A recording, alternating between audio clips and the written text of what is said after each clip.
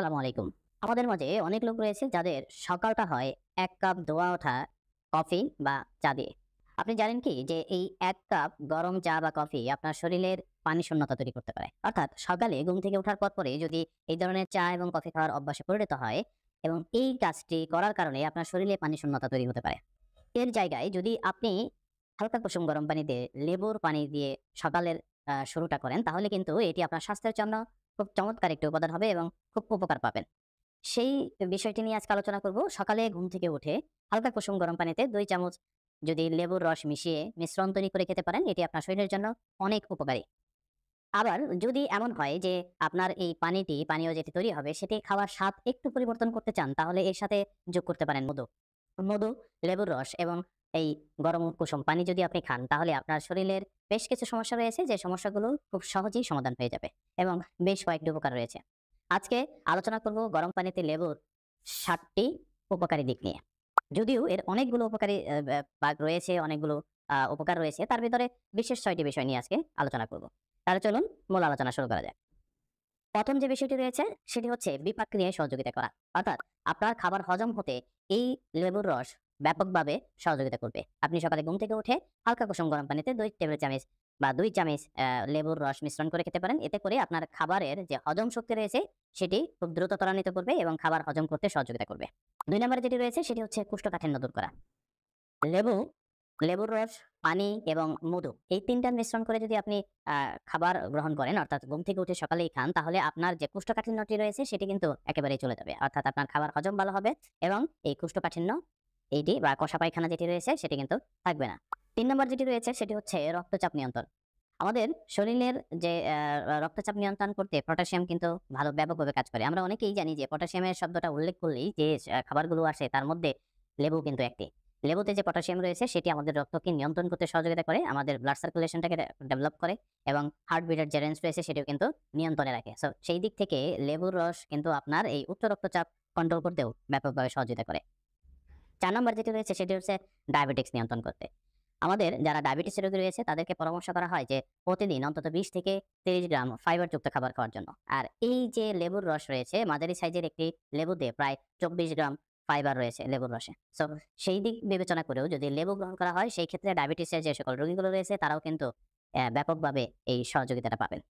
৫ নম্বর যেটি রয়েছে সেটি হচ্ছে ডিহাইড্রেশন বা আমাদের ডেটক্স করা, আমাদের শরীরকে ডেটক্স করতেও কিন্তু এই লেবুর রস ব্যাপকভাবে সহযোগিতা করে।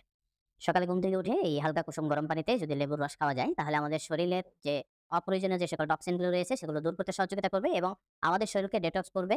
এতে করে রোগ প্রতিরোধ ক্ষমতা বাড়বে এবং আপনার এই ডেটক্স হলে শরীরের যে কার্যক্ষমতা যেটি রয়েছে সেটি কিন্তু বেড়ে যাবে।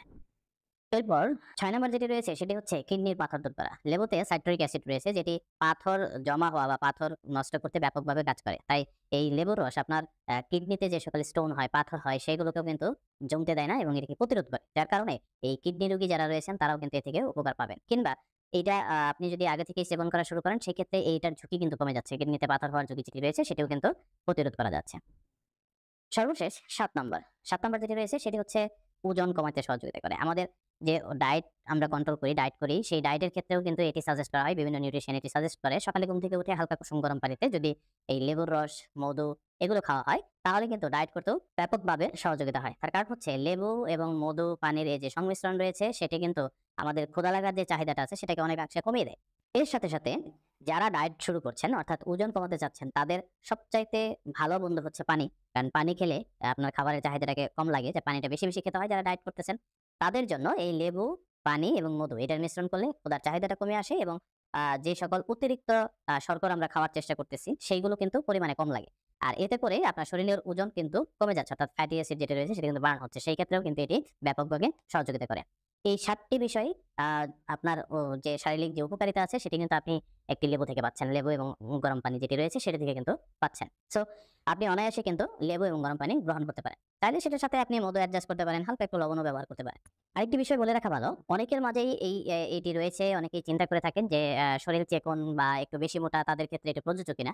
যারা চিকন, যারা মোটা তাদের দুজনের জন্য কিন্তু এটা প্রযোজ্য রয়েছে। অর্থাৎ আমি যে বিষয়গুলো বলেছি এইখানে ৭ টা উপকারিতার ভিতরে ওজন কমানো একটা।